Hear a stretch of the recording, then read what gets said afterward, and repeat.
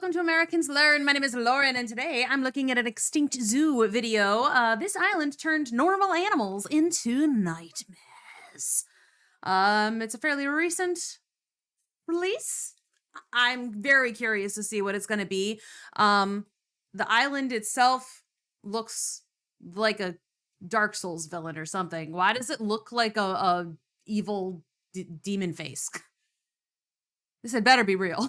There is something just a... Have you ever noticed that there is something just a bit Have you ever noticed Why that does there it is do that? something just a bit unsettling about islands? It almost seems that whenever you have a place in a movie or TV show where things are extremely messed up, that it's always an island. Well, I mean, like, it makes a certain amount of sense. You know?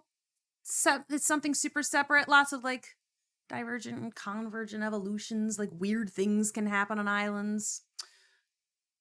They're a bit mysterious, aren't they?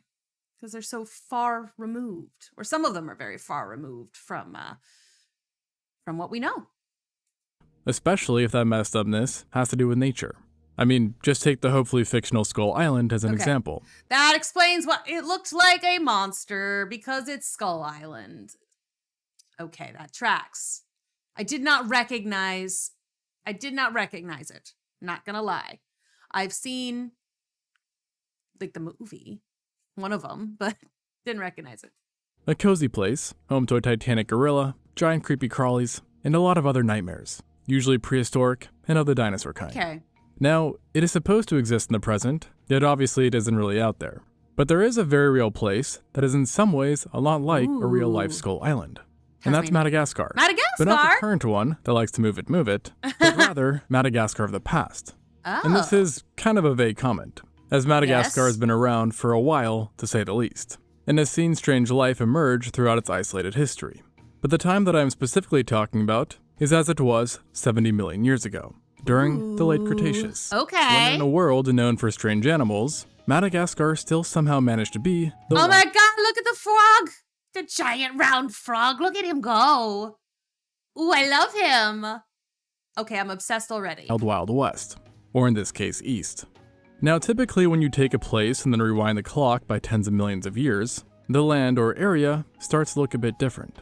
Yet miraculously, Madagascar looked a lot like it does today, even all the way back then. Wow. Being an island separated by hundreds of miles or kilometers of water from mainland Africa. However, it was more southward than presently, and also much more closer to India. In fact, not only were the two neighbors, but not so long beforehand, they'd actually been conjoined for an extremely long amount of time. Longer than the gap between us and dinosaurs, to give you an idea. And because of this, many animals were able to colonize Madagascar from India.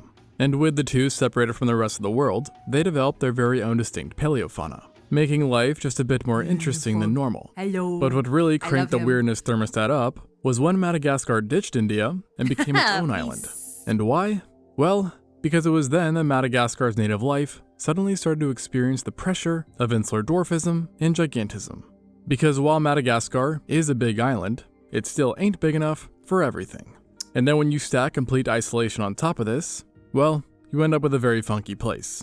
And it was the kind of place that was a bit like Skull Island, like I mentioned, wherein danger was everywhere, not just sprinkled here and there. Wow. As an abundance of Big life snake. was supported by expansive alluvial plains, broad rivers, and abnormally large amounts of vegetation that took root in drained floodplains.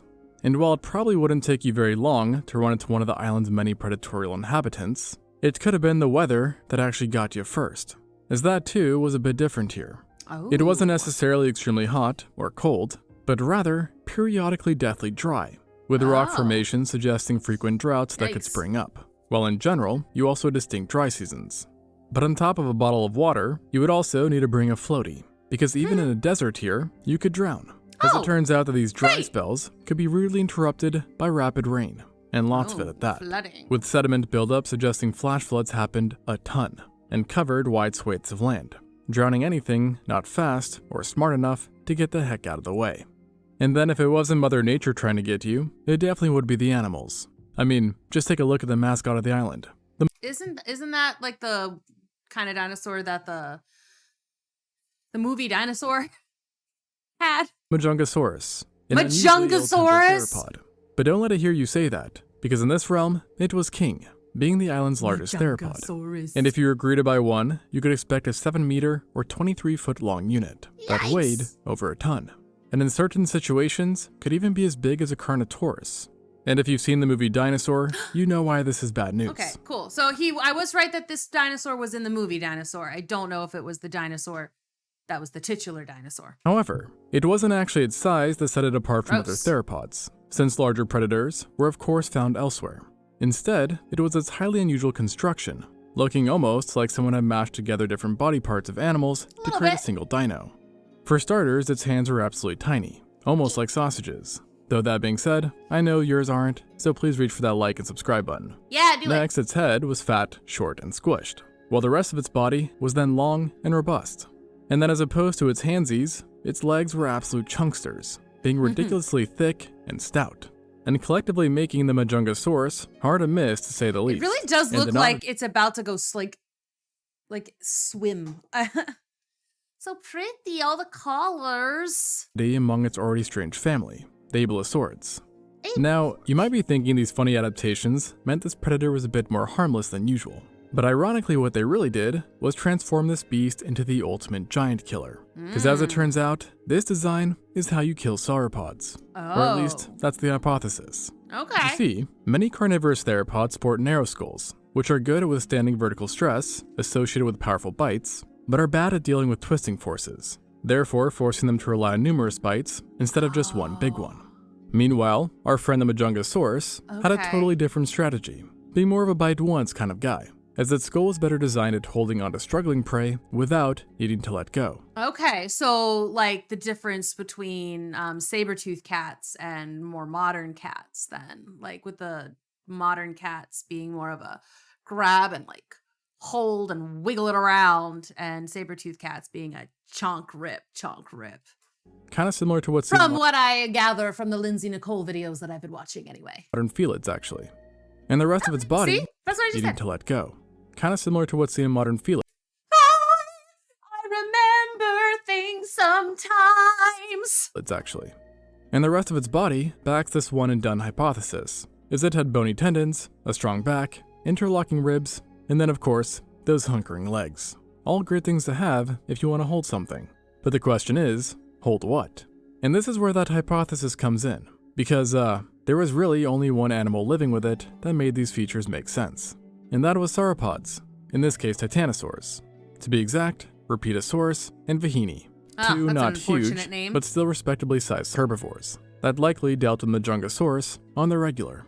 And actually, there are a few more bad omens for these guys, Ooh, look as at their them potential teeth. killer's skull turned out to be Smoker. enforced by bone mineralized out of skin in certain Ooh. areas, What? while its lower jaw was hyperflexible, thus reducing injury chance while wrestling with titans. And to finish the package, even its teeth were a bit off, That's how with the wide I front can being go. thicker than the rest and curved on the front edges, yet straighter in the back, a design which, surprisingly, prevents slicing, but again implies that this hunter wanted to grip prey and subdue them, not Okay. cut them up. And lo and behold, paleontologists would eventually find Rapetosaurus remains with numerous Majungasaurus bite marks on them, a sign that on this island, not even the largest animals on Earth were safe. However, before you let out a big sigh of relief, the Majungasaurus must have held no interest in smaller things, there is something you should know. So far, all evidence we know of suggests that Majungasaurus was the complete opposite of a picky eater. Seriously. Of course. I mean, if it came down to it, it would even eat itself. He is And actually, adorable. Majungasaurus is the only known non-avian dinosaur that paleontologists consider to have had directly confirmed cannibalistic tendencies. Oh. As in 2007, researchers stumbled upon not one, but multiple specimens that bore bite marks identical to its own kind, with the size, Interesting. spacing, and serrations all matching up. What's This is- more, I will say, I think it might be my new favorite dinosaur name. Majungasaurus is so awesome. is that the specimens range greatly in size and showed intensely deep bite marks, indicating that their carcasses were fully defleshed, and meaning Ugh. these marks were definitely no love bites, if you get my drift. Ugh. Yeah, no, I got it. One mystery does remain behind these crime scenes, and that's if who made them were really killers or just scavengers. And in recent years, an explanation put forth is that they were likely similar to Komodo dragons, who when mauling a prey or carcass can get a bit too excited, leading to a really unfortunate individual sometimes getting caught up in the mosh pit, so to speak. And you know, at that Sorry. point, meat is Whoops. just meat, at least according to Majungasaurus. That gave put the baby in the pelican's mouth, honestly. Direct quote, by the way. And beyond having to worry What? about, at least according to Majungasaurus, beak. And you know, at that point, meat is just meat, at least according to Majungasaurus. Direct quote, by the way. And beyond having to worry about their own, Good research. they also had to worry about getting injured, as when they did, an interesting thing would occur. Researchers noted that most specimens of Majungasaurus are perfectly fine, having basically no pathology, meaning injuries. But oddly, when one did have trauma, for example to the tail, then they usually had a lot more injuries as well, leading to the idea that in the Majungasaurus' environment, one injury could snowball into many over the course of a lifetime, making them highly susceptible to accidents.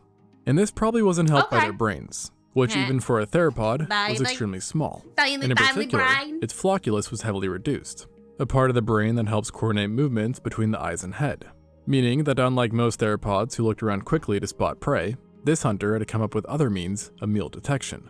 And overall, the brain's shape was actually closer to that of a crocodilian than a bird. However, where it was much closer to birds was in respiration, having possessed air sacs which Did it could have breathe allowed through for the flow through bones? ventilation, which is a complicated but highly effective mode of breathing that likely did help make up for their lack of noggins. And if these guys don't really sound like your cup of tea, then I would strongly suggest staying away from any floodplain or tidal flats you'd spot, as these biomes were the preferred habitat, with most of their fossils coming from such areas. Unfortunately though, running away from your problems here would likely just land you into more trouble, as this island had effectively everything turned into monsters, not just the dinosaurs, as thanks to the island's isolation and reduced size, some creatures, typically limited by their presence, were able to finally take a breather and gain some ground, resulting in more than a few cases of island gigantism. I don't know why the frog makes me so happy, but I love that guy. I love him so much. He's so big. Oh, I'm obsessed with him. I do not know why he makes me so happy, but he makes me really, really happy. And sadly for our friends with the phobia out there, this extended to a snake, or a giant snake I should say, Ooh, the Matsoia madagascariensis, or maybe more fittingly named Madagascariensis. I have a big snake. As its name suggests, it was a member of the now extinct family Matsoidae, who were a bunch of Gondwanan snakes that greatly varied in size, with some being no more than 1 meter or 3.3 feet long. However, this bottom range definitely did not apply to the Madagascariensis. And on this island, with limited competition from other snakes and carnivorous dinosaurs, it absolutely swelled in size, with an isolated fragment suggesting a length of 26 feet or 8 meters long. And just in case you need a visual for that, here is what a 26-footer looks like in real life. Holy And at this shit. size, snakes actually held, or at least tied, the Majungasaurus for being the largest predators on the island, at least from a length standpoint, and giving it basically free domain over most areas, where it would have staged ambushes on the misfortunate small dinosaur, mammal, or lizard. Now for better or worse, it wasn't a venomous snake, instead being a constrictor like boas and pythons. However, for worse, it did have a much scarier way of consuming prey than most. Okay. You see, studies on its jaws found them to be quite primitive and very rigid. That's too many teeth. That's too many teeth. Anything that it's got teeth at the roof of the mouth is too many teeth. Birds not well adapted And for I mean all through the roof of the mouth, you know. swallowing prey whole like boas and anacondas do. Therefore, in order to get around this pesky little obstacle, it liked to use its powerful body muscles and insanely sharp teeth to simply bite and rip off edible chunks, eating its prey in a fashion similar to what's seen in certain eels. And worse news yet, this genus seems to have been basically fully terrestrial, whereas most of the large snakes of today are actually semi-aquatic. And yeah, then which makes there was sense because, you know, like it's easier to move in water if you don't, especially if you don't have legs. Ugh, even an additional Matsoidae that also preferred land over water, the Menarana, a much smaller but still uncomfortably large snake that reached about 8 feet or 2.4 meters long.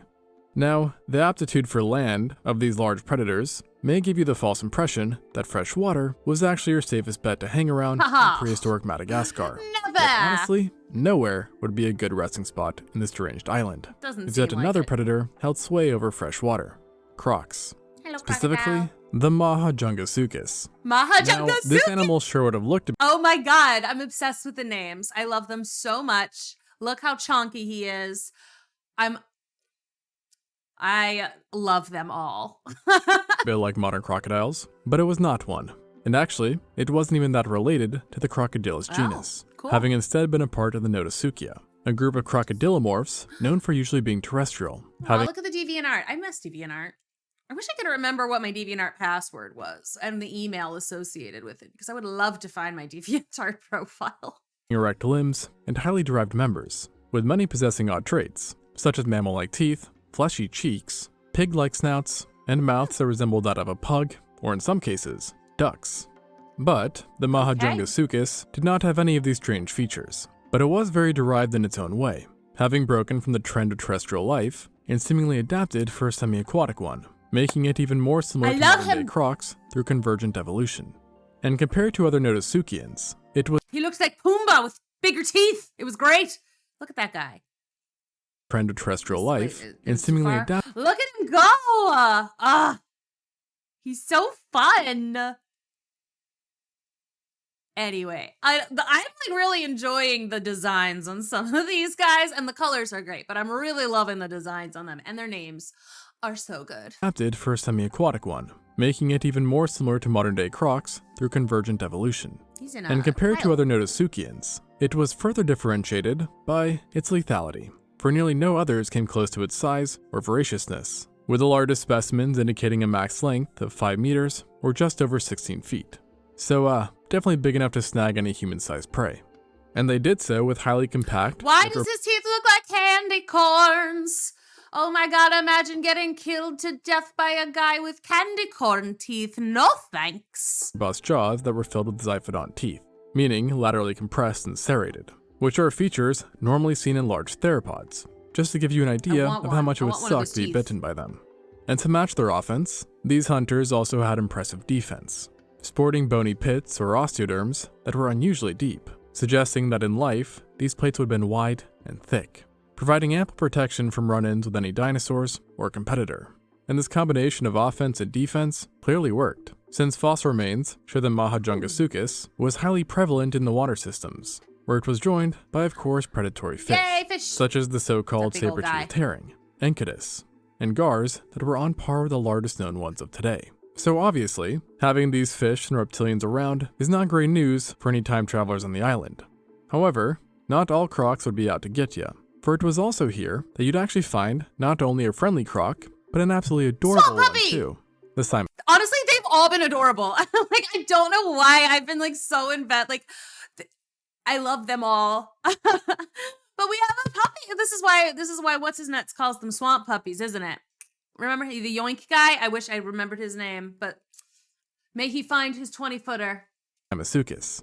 In short, this crocodilomorph is what you'd get if you mix a small croc and a pug together, resulting in a short, compact body that was quite stout like a bulldog's, while its face resembled that of a pug too, being ridiculously short and looking like it got squished. It was also closer to being a pug in size than most other animals, with adults not even reaching lengths greater than 0.75 meters or 2.5 feet. Yet, it was not its mini size or cuteness that ultimately drew paleontologists in, but rather its very strange teeth. As they were shaped why do like they look like... Oh, they look like little hands? Oh, that's so weird. Little cactus, little hands, little people? maple leaf. The design, Or a not maple really leaf. great for cutting or processing meat, but pretty darn good for shearing leaves. And of all the living animals on Earth today, its closest twin when it comes to dentition is the herbivorous iguana, adding some indirect support that Simosucus had a taste for leaves.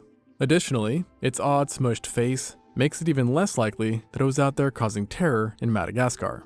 And for now, the majority Just of researchers cuteness consider overload. it to have been a vegetarian, while a small handful maintained that it was omnivorous at most. I wish we had. Whatever was the well, case. honestly, I feel like aren't most things actually omnivorous? Like, there's a lot of creatures that we consider herbivores that are not. You know, like deer and horses. Like, they'll eat a bird. Like, they'll eat what they can get. Horses eat snakes. Like, I don't know. Like, I feel like I don't know. That is a thing that I have definitely heard recently, is that most creatures are not pure herbivores. Though, this was one face I wouldn't have mind seeing in Cretaceous Madagascar. He's so And it would also be pretty easy to spot them from a distance, because besides their odd appearance, they also had a strange way of getting around, as they were, like most Notosuchians, covered in armor, which in their case was arranged in a highly inflexible manner, and thus restricting movement. and forcing them to run in a funny, not-so-efficient style. Aw. However, Sorry, Simosucus guys. may have had one trick up its sleeve to offset this clunkiness, and that was burrowing.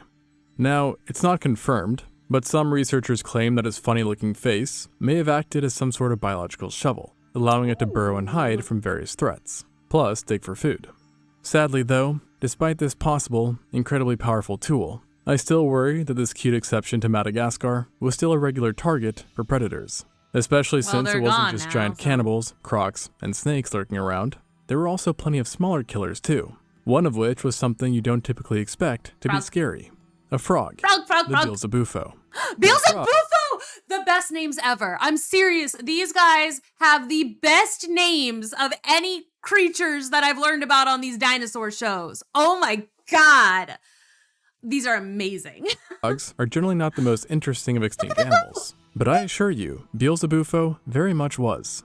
I mean, there's a reason it's been given the nickname the Frog from Hell. Yeah. Part of that reason is because it was an absolute chunkster, with original estimates painting adults to be more than 10 pounds or 4.5 kilos, Wow. and measuring 42.5 centimeters or 16.7 inches across, making it more comparable to small dogs than other frogs. I want a giant Additionally, froggy. this gave it the crown as the biggest frog ever discovered, and about 30% larger for than the him. largest frog on the planet He's so today, big. Look the how Goliath big they frog. are.